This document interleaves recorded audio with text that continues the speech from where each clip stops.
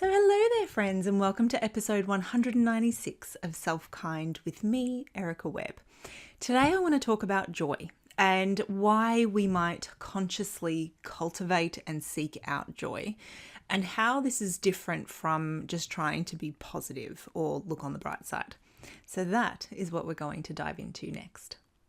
All right, so we're talking all about joy, and where I actually want to start today is in a conversation, and I realize that you're not here to talk back to me because I'm just talking to a camera, but in a conversation about the fact that two things can exist and be true at the same time, even when they appear to kind of not be in alignment or not be the same as each other, right? So two contradictory things can somehow be true at the same time.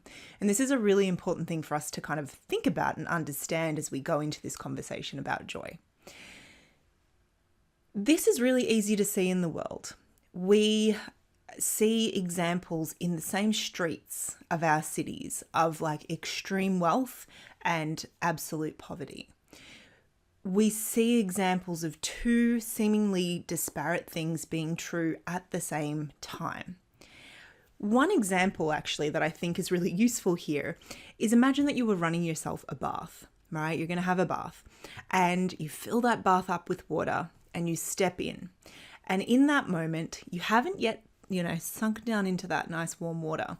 Just your feet and maybe your ankles are in there. It's a shallow bath, right? You've been a little stingy with the water, but you just have wet feet. Now you're in the bath and you have wet feet, but the rest of you is dry. And there is an absolute truth to both of those things. I am wet and I am dry all at the same time. And this is an example of both and. We cannot, refute the validity of both of those things being true, wet and dry, at the same time. Both things are true. So we get this as a concept, right? Two things can be true at the same time. When it comes to the way that we feel, though, and especially when we're experiencing difficult things, I think we have a harder time with this. If we feel grief, then we might even experience a level of guilt if we also experience pleasure or joy or happiness.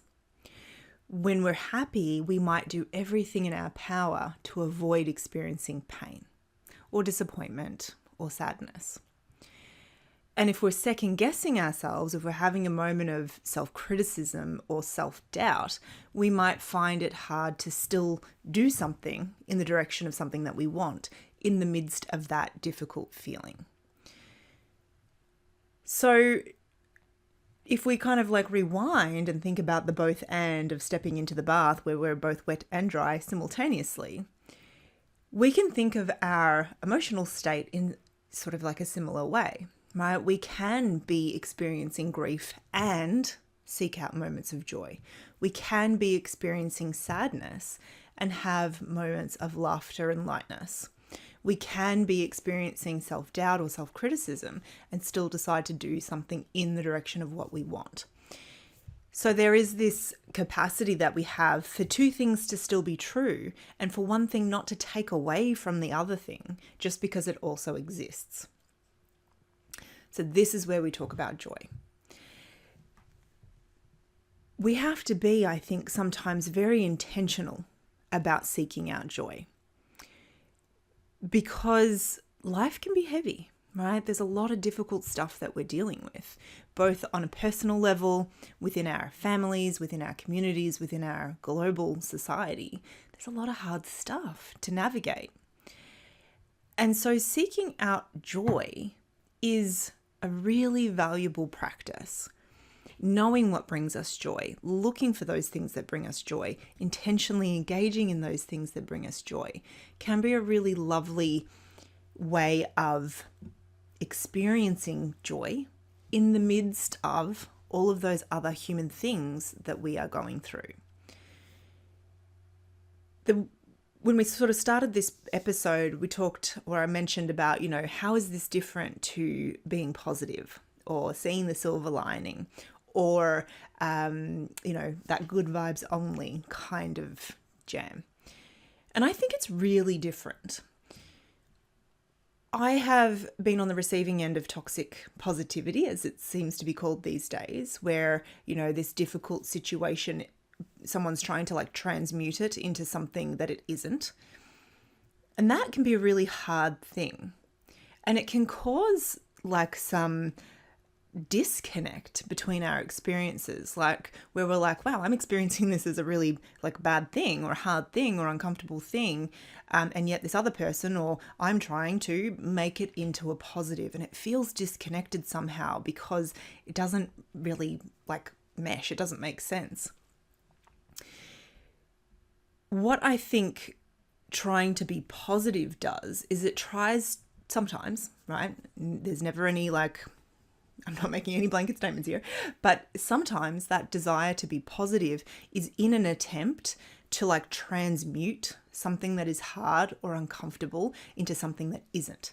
So it's like a denial of the hard thing, or a denial of the thing that we're, experiencing, or kind of trying to avoid, perhaps, if we're trying to transmute it into a positive. Yes, there is value in pulling out positive lessons or experiences from hard things. Yes, I'm not talking about that. But when we are perhaps being told to or trying to transmute a thing that is hard for us into something that is just all it is good. All it is good vibes only. Nothing, no bad vibes over here. That can be a way of denying our true human experience of this is a hard thing. Looking for joy and being intentional in our seeking out of joy is different. If we are not doing it as a way of denying the hard thing, we can experience joy even in the midst of other hard things going on. And it allows us to kind of dance in that reality a little bit more of two things being simultaneously true. We don't have to wait for life to be perfect to go out and seek joy. And likewise, just because something uncomfortable happens or something less than wonderful happens doesn't mean that there will never be joy again, right? The existence of one doesn't deny the existence of the other. I'm going to make this actually really quite a short episode, because all I really want to do with this episode is to point out and to give you permission to seek joy. Not that you need my permission, but to seek out joy just because you want to feel the feelings of joy. It could be awe, right? Awe and joy are similar. It could be gratitude. These states of being that kind of elevate us a little bit. They make us feel a little bit more buoyant. They make us feel a little bit more hopeful, not as a way of denying the harder stuff, but as a way of recognizing that we get to choose them, and that two things can be true at the same time. So I'm going to pop a link in the show notes for a joy inventory worksheet. And I created this a little while ago, but haven't actually shared it with anyone yet. And it's very simple. You can print it out, or you can, take a screenshot of it on your phone or something, and then kind of go over it digitally. But the idea is to identify some things that bring you joy. So when I filled mine out, and it's kind of by category, right? So what are activities that bring me joy? What are things that I can see that bring me joy? What are things that I like to listen to that bring me joy? What do I like to eat that brings me joy? Stuff like that, right? So on my list, joy is getting on my roller skates. Joy is being by the river.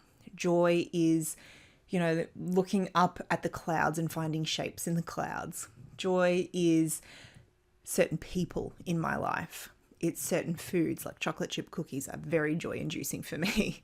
It's finding a really funny TV show on Netflix and immersing myself in that. There are my favorite song of the month. I'm very fickle with my music choices, and so I always have a song that I'm playing on repeat. That is a moment of joy. And so I'm going to pop, like I said, the link in the show notes. Go and download that, or just use it, have a look at it, use it as a little bit of inspiration to then fill it out for yourself. Because we don't have to wait for joy to come and knock on our door in order to feel and experience that feeling. We get to be intentional about it. We get to choose, hey, I need to infuse some joy here. I want to experience those feelings. So like, what do I have to draw upon? Which people are around me? Which activities are around me that I can choose to engage in that are going to bring me joy? And it's not to pretend that nothing else is hard. It's not to shine over an otherwise difficult scenario, but it is to be a little bit more like in intention, I suppose, about choosing things that bring us pleasure, that bring us joy, because it feels good for no other reason than that, right? And I think even when we are able to be intentional about choosing that, it's a little bit too around kind of increasing our capacity then for those hard things, because we're filling our own cup. We are supporting ourselves the way that we need to be supported in this moment to increase our capacity to hold some of that hard stuff, to be able to be with it, to sit with it, to work through it, to navigate it with perhaps just a little bit more ease, because we've had that time and we've been intentional in choosing joy. And I think that's what this comes down to, choosing to resource ourselves through whatever means we have at our disposal. That is choosing joy, that is choosing rest, that is choosing movement, that is choosing, all of these things that allow us to meet ourselves with more kindness, that allow us to meet ourselves as though we really care, right, about our state, like we really care about meeting ourselves with the kindness, the compassion, the love that we crave. And so we seek out joy on purpose. All right, that's it from me. I'm going to leave it at that for this week. Head to the link in the show notes for that joy inventory if you want to download it and fill it out. It's very colorful and beautiful, and you can kind of write all over it and stick it somewhere to remind you of where you find your joy. Because sometimes when we're not in joy, we will forget how we access it. And that is normal too. And so having a list somewhere can be really, really helpful. Oh, that's right. I love it when. Go do that thing. All right. Until next week, I hope that you find moments of joy and seek them out and share them with me. I would love to hear what brings you joy. You can come and find me over on Instagram. I'm at Erica Webb _SelfKind. And until next week, keep being kind to yourself. I will talk to you again really soon.